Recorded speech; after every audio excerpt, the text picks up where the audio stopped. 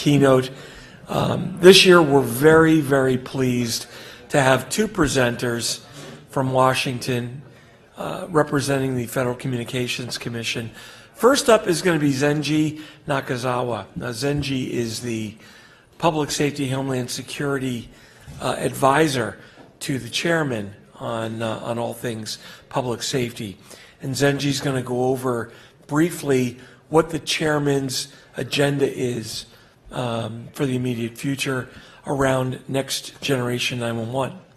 One of the things that's out there is the notice of proposed rulemaking on multi-line telephone systems and location accuracy. And Eric Berger is going to talk specifically on that topic to tell us what it's about, what's in it, etc. So without further ado, please welcome Zenji.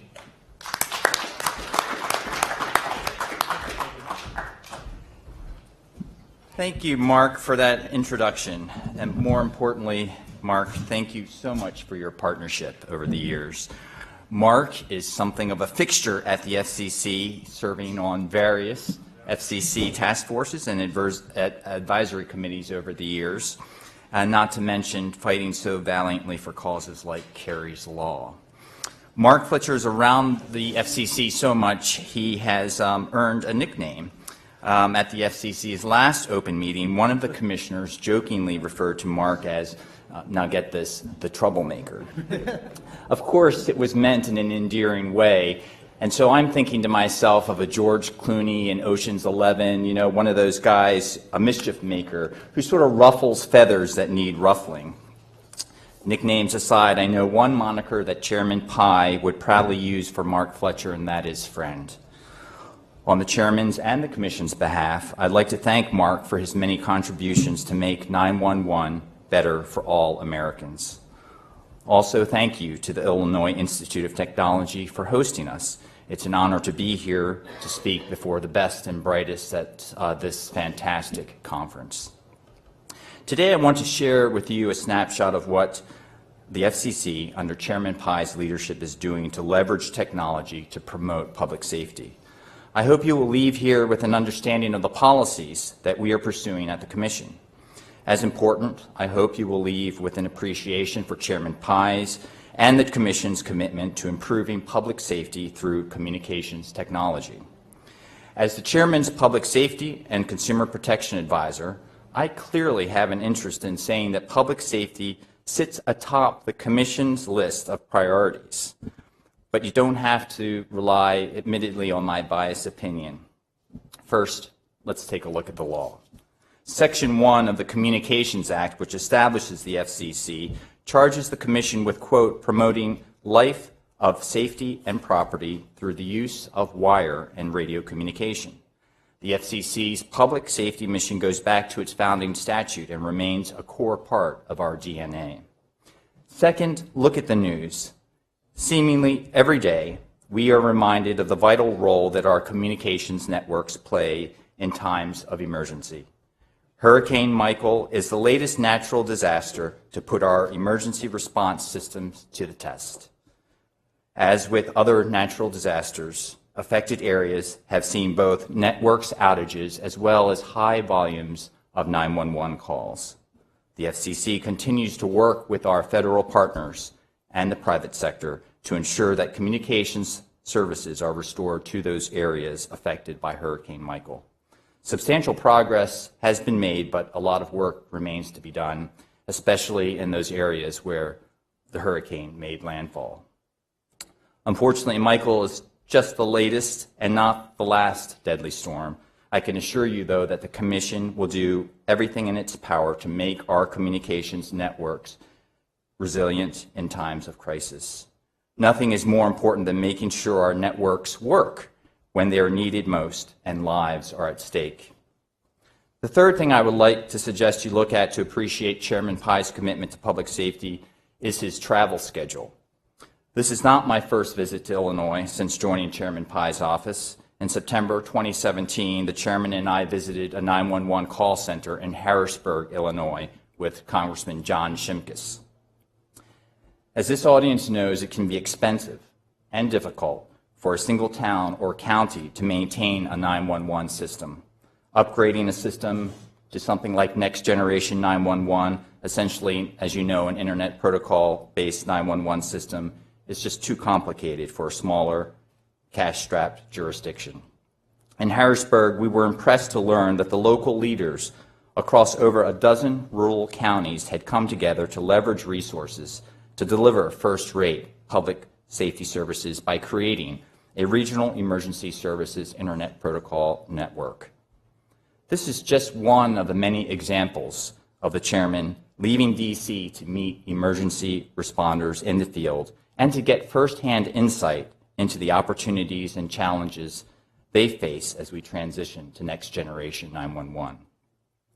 In fact, on that same trip, the chairman and I visited PSAPs in Joplin, Missouri, and Wichita, Kansas. And just last month in Hartford, Connecticut, Chairman Pai met first responders at the cutting edge of deploying NG911 technologies. These travels have not only informed the chairman's work on public safety, they've really galvanized his commitment to getting this issue right. So here's the bottom line. Communications in times of crisis can be a matter of life and death importance. The Commission treats it as such. Accordingly, the chairman has prioritized public safety, and we are doing everything we can to leverage technology to save lives as part of our public safety mission. So let's talk about the actual policies we are advancing at the Commission. There's no better place to begin with than 911. This year marks the 50th anniversary of the first 911 call, and as you know, it was a landline call because that was the only kind of call you could make. And the 911 system was initially engineered as a landline system. So let's flash forward 50 years. 911 has evolved into largely a wireless system. 75 to 80% of 911 calls are wireless. And now we face the challenge of transitioning this architecture from legacy to IP-based next generation 911. Let's take a deeper look at how the FCC is working to improve 911 access and response. First, location accuracy. As with real estate, location, location, location are the touchstones of effective 911 service. First responders really need to know where the emergency is. In 2015, the Commission adopted wireless location accuracy rules to improve wireless E911 location in indoor environments. Consistent with our long-standing policy, we made the rules technology neutral. Carriers have to meet our accuracy standards, but the only technology specification in our rules is use technology that works. The result is that we are seeing an explosion of innovative 911 location solutions that leverage recent improvements in technology. Where carriers have traditionally relied on assisted GPS for 911 location, carriers are starting to move toward a device-based hybrid or DBH solution. DBH, as you know, leverages the capabilities of smartphones to self-locate based on proximity to Wi-Fi hotspots and other reference points. And CTI recently announced that by the end of this year, they expect all 4 nationwide carriers to integrate DBH into their 911 location solutions for both iPhones and Android phones. The carriers are also building a National Emergency Address Database, or NEAD. This will support dispatchable locations. So instead of XY coordinates, the PSAP will receive street address, floor level, apartment, suite, and or room number. The FCC will also soon start a proceeding to determine an accuracy standard for Z-axis so that location coordinated based location in multi-story buildings will include a vertical metric. Recent testing in the CTIA testbed showed the potential of using barometric pressure sensors, a standard component of most smartphones, to provide a Z-axis fix. Other technologies may also support Z-axis location. Our Public Safety and Homeland Security Bureau recently sought public input on possible approaches, and staff are now reviewing those comments. The next major area we are working on involving 911 is location-based routing. So here's the problem. If I were in my office in Washington, D.C., located just across the Potomac River from Virginia, and I were to make a 911 call, there's a really good chance that that call would be received by a tower located in Virginia and transferred to a Virginia-based PSAP. That means Virginia PSAP would have to call the DC PSAP to relay my emergency. All of this takes time, and a delay of even a minute can be the difference between life and death. In 2016, the FCC tasked an advisory committee to look at the technical feasibility of location-based routing. That is, routing based on the actual location and not the location of the cell tower receiving the call. The panel of experts found that there were promising technologies that could potentially support location-based routing and recommended the Commission explore the issue further. Following up on this work, the Commission adopted a notice of inquiry on location-based routing in March 2016. With the information developed from the feedback we received, we are now working on ways to leverage technology to route 911 calls more quickly and accurately and reduce the need for transfers from one PSAP to another. The Commission has also been busy implementing new laws to help make 911 even better. The first of these legislative actions is Carey's Law. Many of you have heard of the case in which a woman, Carey Hunt, was attacked and killed in a hotel room when her daughter was unable to dial 911 because she just did not know that the hotel required dialing 9 first to get an outside line. Thanks to congressional action and President Trump signing the bill into law, we now have a path forward to ensure that such a tragedy doesn't happen again. Under Carey's Law, multi-line telephone systems, the kind found in many hotels, businesses, and campuses, will be required to allow users to dial 911 directly, without having to dial a prefix to reach an outside line. Carey's Law also requires that when 911 calls are made from a multi-line telephone, notification will be given to a front desk or security office to allow first responders to enter the building. In moving testimony before the Commission last month, Carey's father, Hank Hunt, called on the FCC to adopt rules implementing Carey's Law immediately. As I referenced in my opening, Mark Fletcher also played a key role in the law's enactment and attended the FCC's meeting. I'm proud to say that the Commission voted unanimously to launch a rulemaking and get protections on the books as soon as possible. In the same action, the Commission also proposed to ensure that 911 calls from multi-line telephone systems convey dispatchable location to the PSAP. This element of the Commission's action was pursuant to a section in the recently enacted Ray-Balms Act, which requires the Commission to conduct a rulemaking on dispatchable location for all 911 calls, regardless of the technological platform used. So the Commission is not only looking at dispatchable location for multi-line telephone systems, but also dispatchable location for all 911 platforms, including wireline, VoIP, and TRS. Stepping back from 911, the second major area where technological advances have completely reshaped the art of the possible is emergency alerting. The Emergency Alert System, or EAS, is one of our oldest public safety communication systems. As technology has advanced, the Commission has sought to improve EAS and make sure it keeps pace with the times. Recently, the Commission adopted an order that will lead to important EAS improvements, including improved test procedures and safeguards to reduce the likelihood of false alerts. More improvements to EAS will be possible when broadcasting transitions to ATS 3.0. Of course, emergency alerts are only effective if they meet people where they are. In 2018, more and more people are on their wireless devices. That's why WEA, or wireless emergency alerts, have become a real game changer. This added a major new tool to the alerting toolbox to complement EAS over broadcast cable and other media.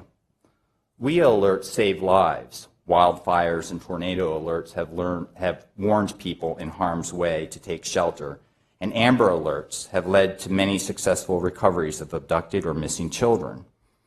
But so-called first-generation WIA has its limitations. Alerts are limited to 90-character text messages, and geo-targeting of alerts can be over-inclusive and imprecise. Advances in technology are now making it possible to provide more information in WIA alerts and to geo-targets more precisely. In an effort to address some of the shortfalls in WIA, the Commission has acted to require carriers to begin implementing WIA upgrades.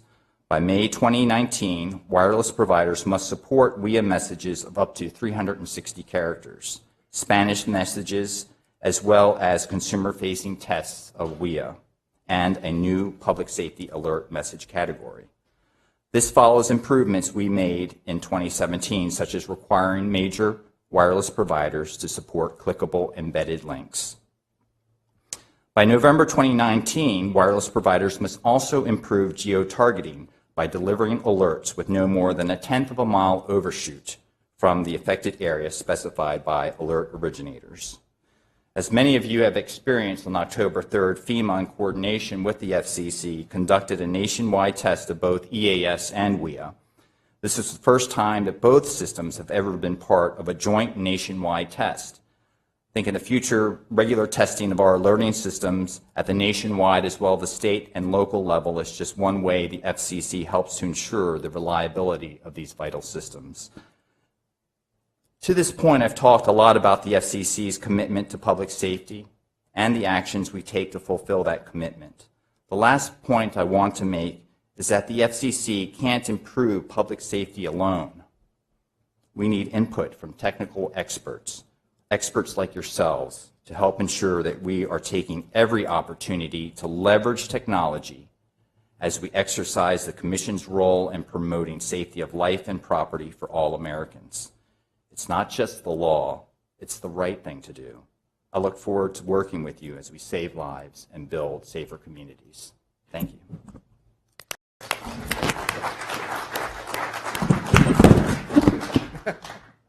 Trying to get your foot again. Okay, somebody dial 911 and wait. Thanks very much, Zenji. Really appreciate that. I'm so pleased of the FCC's support of this conference. Last year, like I said, we had David Simpson here. This year, we have two representatives, Zenji and Eric Berger. Next year, the commissioner will be making an appearance.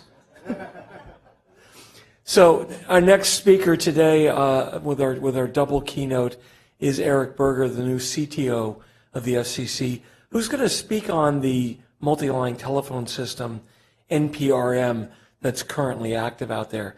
This notice of proposed rulemaking is an important one, and I want to remind everyone, the electronic comment filing system, ECFS, is available for everyone to comment, and it's important that people comment.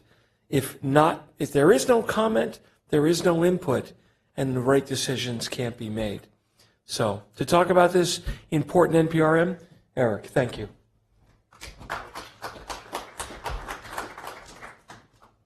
Okay, actually I was wondering if that was going to be mine. It is. So as usual, the usual disclaimer, what I'm going to be talking about, and one of the reasons I put this up, these are our proposed rules, so the actual rules may be different. So don't go, oh, well, Eric said if we did this, we'll be fine. Or if Eric said, if you don't do it, you'll be in trouble. You might be fine or you might be in trouble. So this is actually a shot of the multi-line telephone system notice proposed rulemaking. It was adopted, as Mark said, 5-0 or as Zenji said, 5-0 at the last meeting. Why am I talking about this here? Well, actually, first I want to ask, who here builds stuff that people use? Yeah, that's you, Jack. Yeah, right. Who here buys? So in terms of like carriers, who carriers or enterprises? How about people who operate it? Joe, where are you? Yeah, right. This is actually for all of you. It's not just the manufacturers, not just carriers or service providers, not just users. This actually has things for everybody. The first thing I would like to point out is what is a multi-line telephone system. And so a lot of text there that's just large enough for you to read, but I do want to hone in to this part, the full range of network communication systems. So this isn't just for like IIT's PBX. And you'd think, well, it makes sense for IIT's PBX. There are multiple buildings here. There are multiple campuses. Some of the buildings are complicated. And oh, by the way, there's campus police. So, all right, that's an obvious one. The hotels we were staying at, kind of obvious. But a multi-line telephone system includes IP-based systems, IP-based cloud systems, and multi-line means more than one. So if you're a cloud service provider offering service to a small business with 2 phones, you are providing a multi-line telephone system. So one of the first messages is this is not just for the big guys at the big enterprises. Pretty much everybody here, even the students who are working on the E911 stuff, this means you. This is the way I say it. If you build it, you need to do it. If you buy it, you need to do it. If you operate it, you need to do it. There is a bit of reality here. What if you already have it? It being a PBX, it being a hosted solution, it being, by the way, a key system. So key systems are explicit in the law as being covered by these regulations.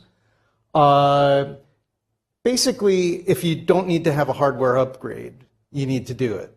Basically, if your system is capable of it, you got to do it. If it doesn't require a major software upgrade, so if it's just a small software upgrade, you need to do it. And I'm sure there's good legal language in there, but in plain English, if you don't need to spend lots and lots of money, you need to do it. So again, this is pretty much everybody. Yep.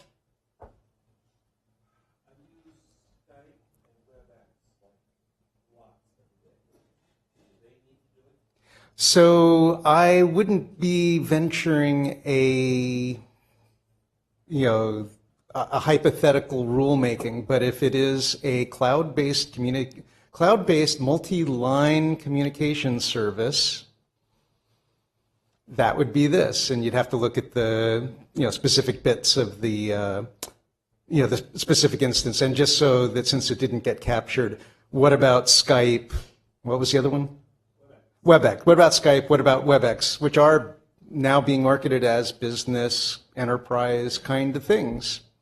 So that would be a great case, which you could read the statute.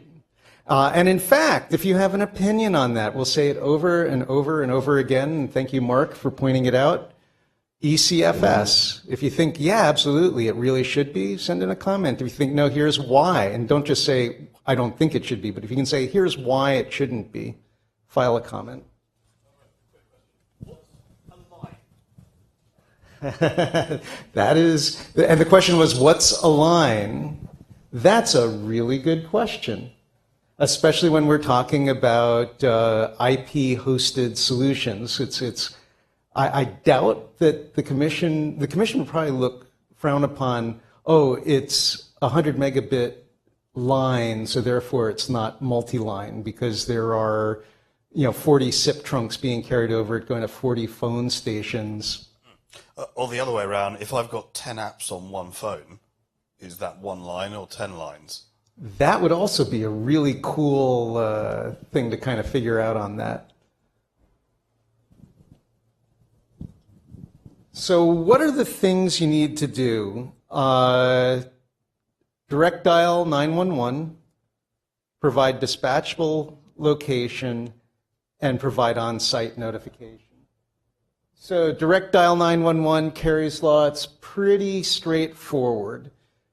no matter what the dial pattern is, no matter what you need to do to get an outside line, if someone dials 911 at a thing that looks like a phone, it's going to go directly to the PSAP. So there's some subtleties, again, because now I'm talking to the developer community. Since we've had decades of people dialing 911, we don't want to have the equivalent of Carey's Law, where some little child has been taught, this terrible thing happened, dial 911, dial 911, and then they dial 911 and the call doesn't go out. So the expectation is that, if you're operating one of these systems, not only would 911 go directly to the PSAP, but if 9 has been your number for getting outside 911, or 8, or whatever your prefix is, you'd probably still allow that. Would be a really good idea. So this doesn't say you can't do that. In fact, we would encourage you to do that. On dispatchable location, this is, and in fact, this is the text from the NPRM, and notice how it ends with, "We seek comment on this proposal." So the proposal is, it's the street address of the calling party, which is pretty much what you get today for wireline. And as Zenji pointed out, what you will be getting with the address database on wireless. But additional information like a room number, floor number, or other information. So for example, at Georgetown, when I dial 911, the street address is the address of the front gate, which is about 3/4 of a mile away from my building. Oh, by the way, my building is on a street, and it has a street address. So, have the right address. I'm on the 3rd floor. So, say that, we're up there on the 3rd floor. Looking for comments on this proposal would be particularly interesting to get your comments on non-complex buildings, like an enterprise that's one room in an office park or something like that. The other part is notification. So we've got direct dial 911, that makes sense. We've got please get a bit more granular, basically give an address that's of use to the first responder, that makes sense. The other thing is notification. So what we're saying is if someone dials 911 from a station that's in a multi-line telephone system, whatever that is, that you have to notify someone, preferably on site. Or you can have a monitoring service, stuff like that.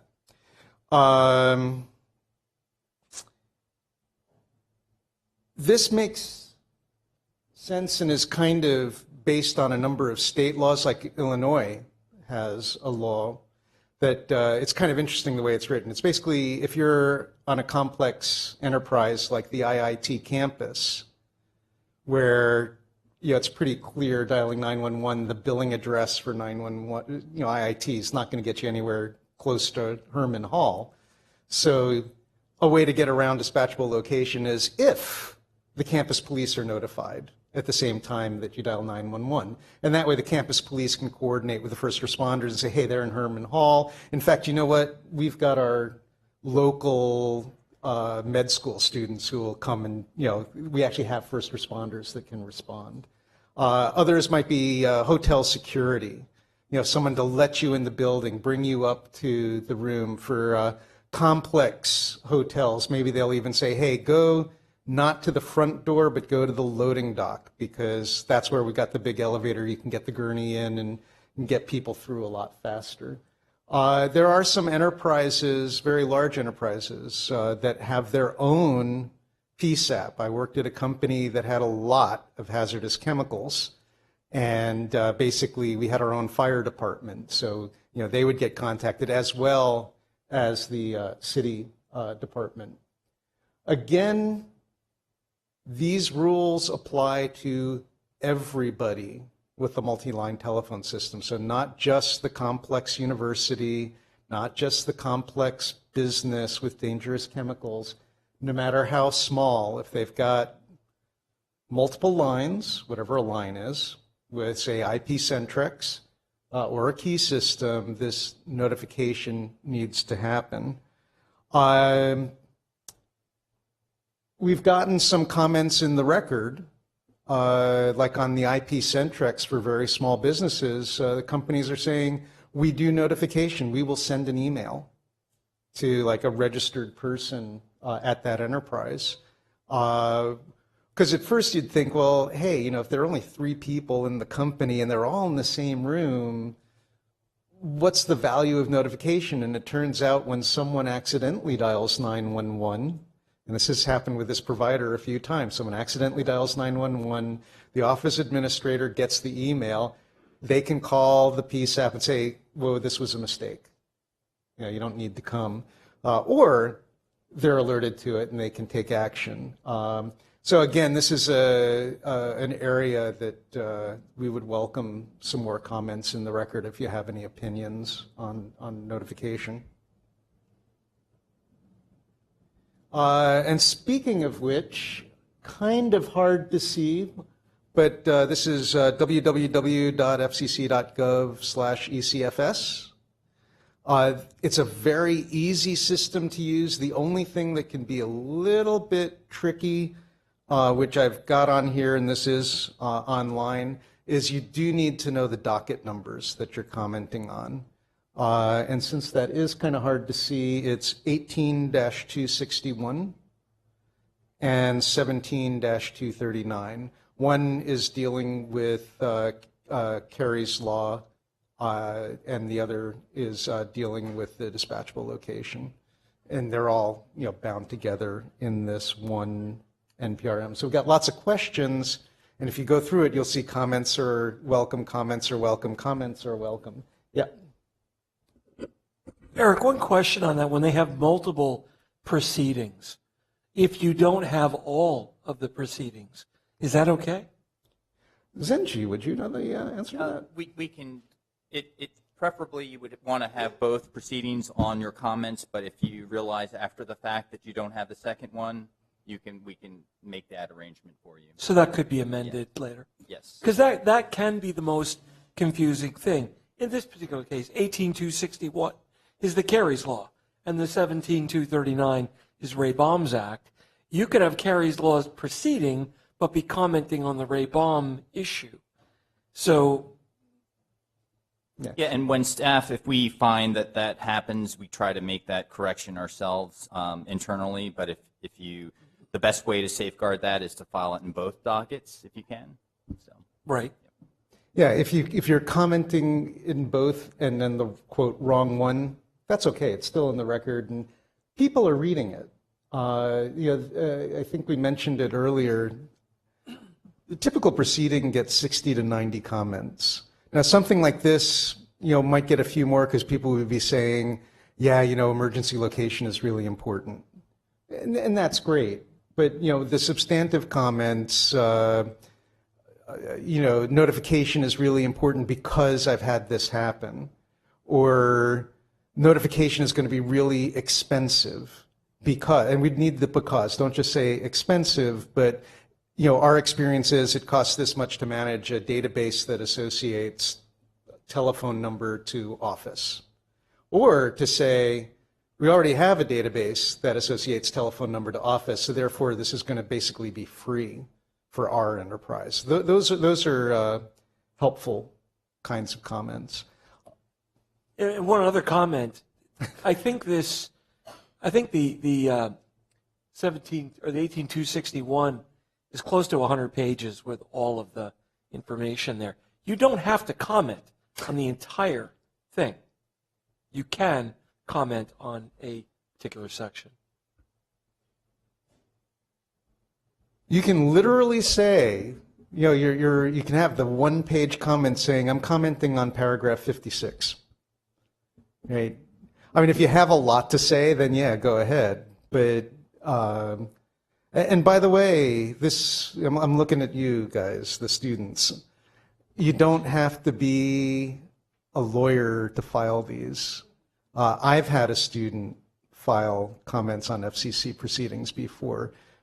We're looking for input, and the input really does get used If you look at like the NPRM, probably 2/3 of it are footnotes, and those footnotes will say, Mark from Advaya said, and we agree, and this is why we're doing whatever we're doing, or we believe the cost is this, and where did we get the cost from? Because Bernard told us.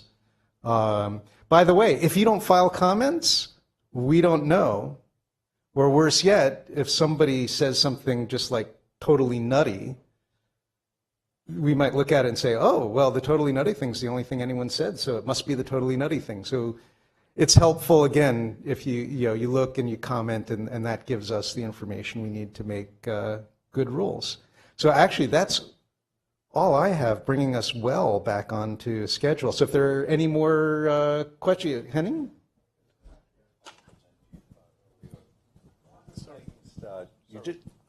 Thank you. One of the things that you didn't talk about as much is the lack of progress on NG911 and what we can do to fix that. So I'd be curious, as you know, this has been a problem that we've struggled with for probably close to a decade.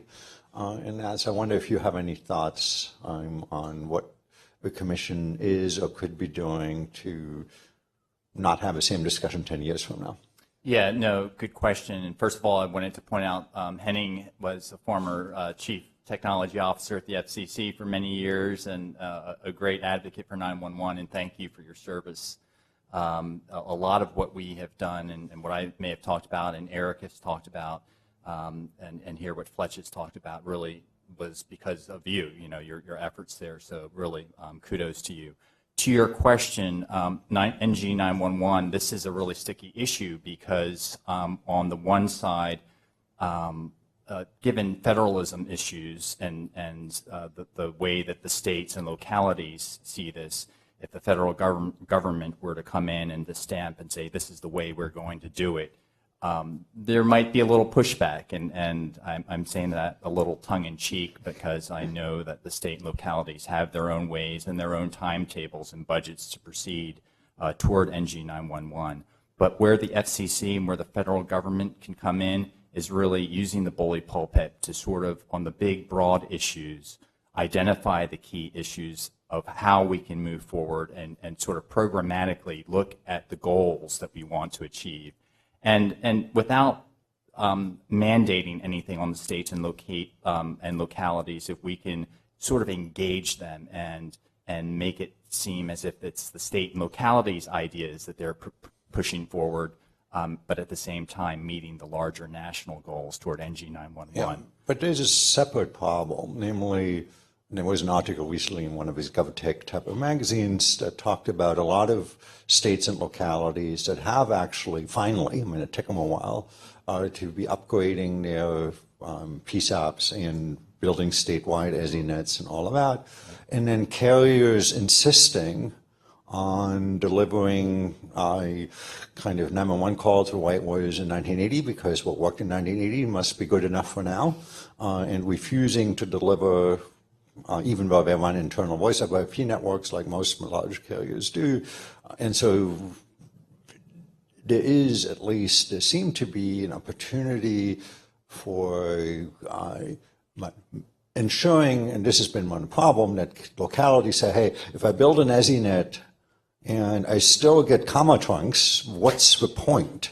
In that, and that is a carrier issue. So this is not a federalism issue. We say wireless carriers primarily, but also large other carriers that have federal obligations. So that's what I'm concerned about. Yeah, no, I think you raised a very good point. It really, you have to look at the issue in a holistic sense. And I know that I was focusing on the state and localities, but it really is a partnership. So the industry, the carriers also have to come to the table. Doing that in a way that creates proper incentives so that they can also meet their CapEx goals and also meet their own projected what they want to achieve. It's a difficult balance, but I think it starts by people talking and sitting together at the same table. We've been trying this for 10 years. Yeah, yes. So the talking part, so in other words... Have you posed that question, I'm just curious, to the carriers directly? Well, Let's just I'd like say to they hear- have, maybe a year ago they might have had a reason to listen to me. At the moment, they don't. So can you Not give me true. some cover with it? No. But actually, that's a great question that I will take back, and you know, I'm happy to make that a more formal. Yeah, please do. No, and I appreciate it.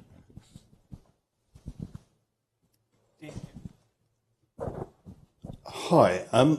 It strikes me that sometimes phones are going to have two personalities, one which is single line and one which is multi-line.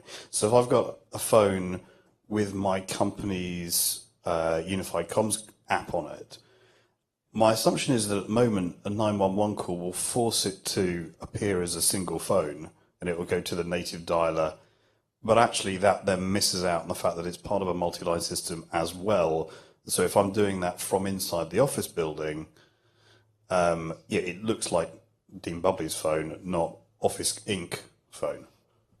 Have you thought about how you might reconcile that, or is that just another thing to put in the comments? That would be a fantastic thing to put in the comments. That's a good, because it's not obvious, and you actually come up with some benefits to doing the non-obvious thing. Oh, okay. So another question for you, Zenji, and along the lines of what the FCC may have more of a mandate to do, what we've found, and I'm here at IIT and I'm the chair of this conference and I teach voice over IP and we have big projects related to next generation 911. We do testing here. I also have worked with a couple of the organizations that are trying to bring in NG911 in Illinois, particularly the CSI and the Ninja group. Both of them have, and specifically the Ninja, have been really tied up by the fact that the legislators, the lawyers, are looking at rules and requirements, legal and judicatory, that are at least, probably 40 years behind the times, 40 years old, and don't understand the current technologies. I was in the position of having to explain to a lawyer who was actually trying to figure out whether it was legal for a Ninja to do what it wanted to do, explaining what was layer 2 and what.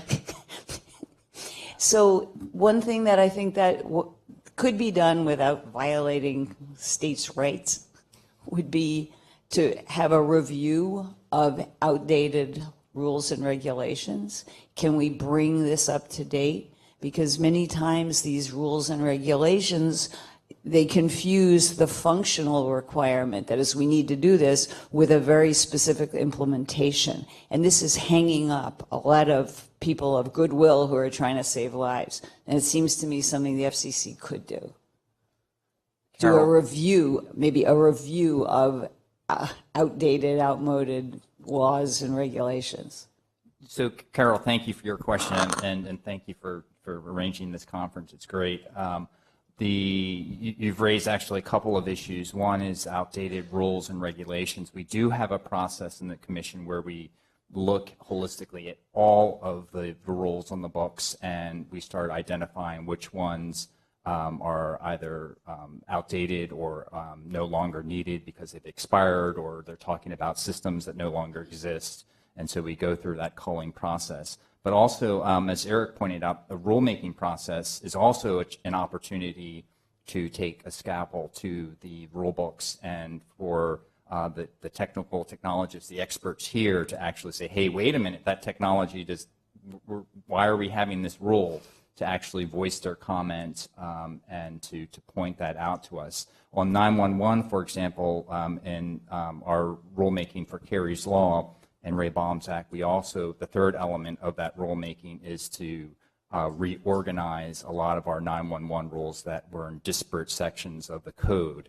So if you were a technologist or company or even a lawyer out there working on 911, you would find 911 interspersed throughout all 47 CFR regulations, which is ridiculous. But now we're condensing it all into one place, and we're at the same time making a review of what rules should remain and should go. So this is an opportunity to do some cleanup.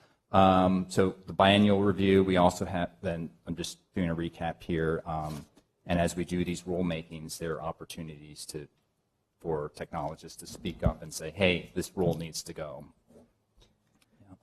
Just a follow-on on that, how would these rules then interact with the state and local regulations? Is there some sort of mandate that everybody then try to synchronize these? Because we're all at these state levels. Right, right. And that dovetails a little bit to Henning's question, because what we do is we set the standard at a national level. So the states, to get with the program, need to be cognizant of what we're doing standards-wise and take notice of that. Also, if you recently, I think NHTSA came out with a funding protocol, and looking at their funding plan, a lot of that also is trying to indirectly cajole the states to look at what the national standards are. For example, we don't like 911 fee diversions, the 911 fee that is charged on your telephone bill. If you do that, you're not going to get NHTSA funding. And so it's through little things like that that we're trying to narrow and redirect the stream, so to speak. Although, and we got a question in the back, but while the microphone's going back, and in the no good deed goes unpunished, Carol, I've written down that maybe one thing that we can do is start a review of state rules, because the comments are good for our rules.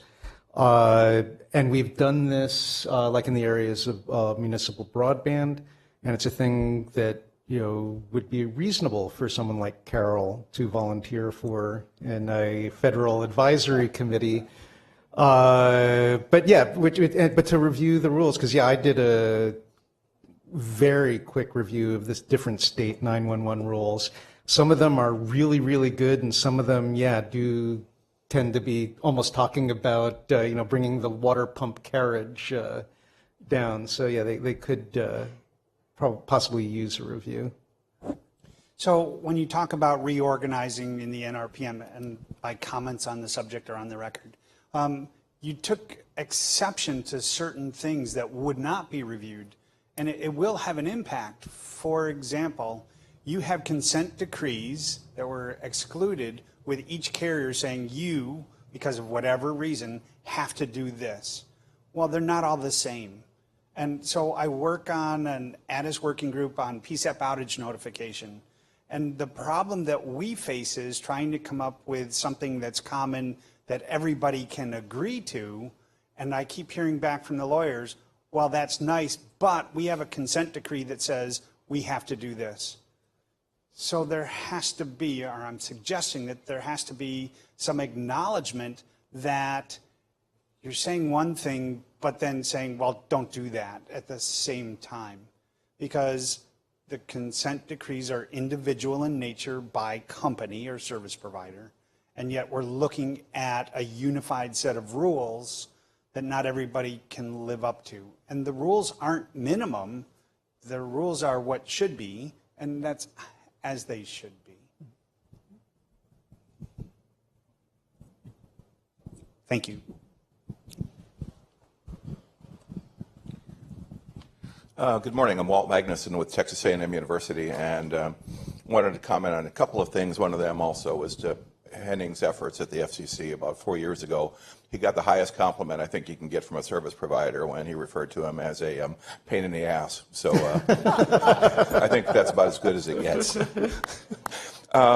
Really wanted to switch over from NG911 to iPause if I could for a minute. I think the FCC has done some fantastic work on iPause, again, working with DHS and a number of other agencies.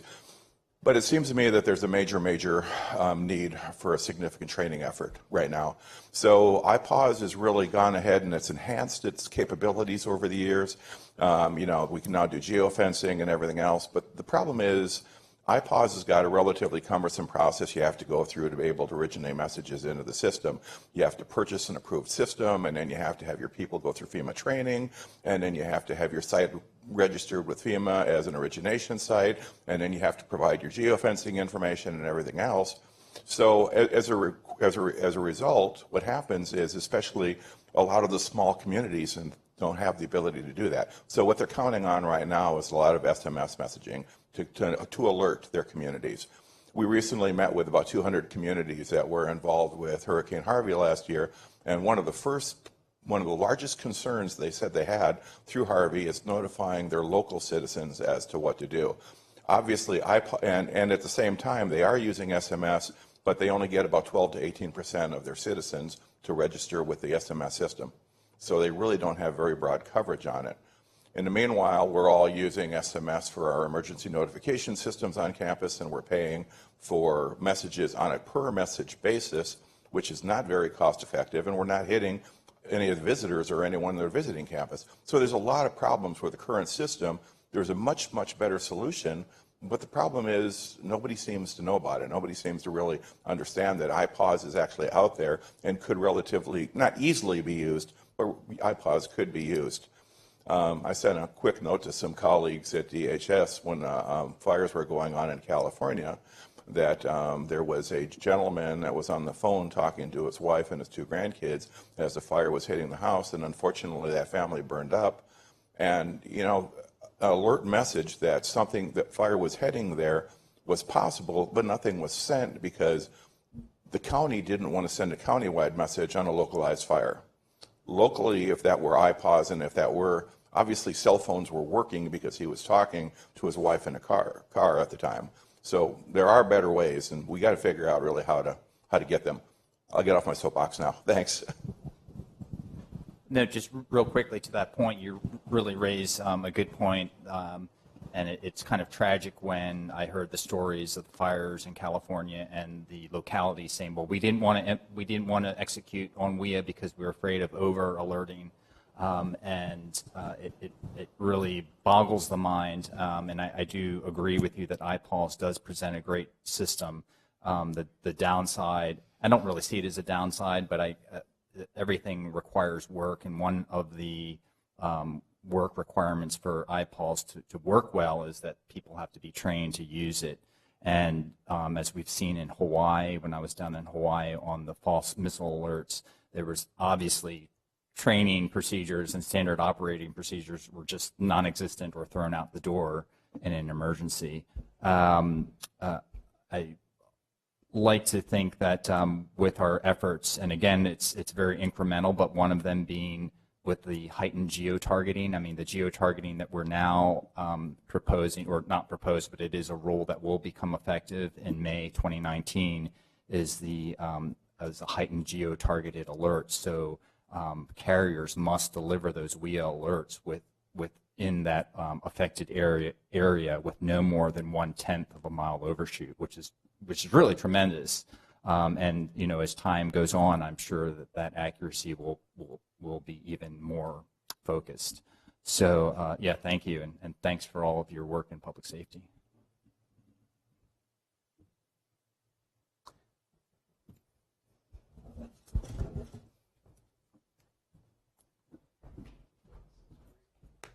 Thank you very much, Eric. Appreciate it. Eric Berger.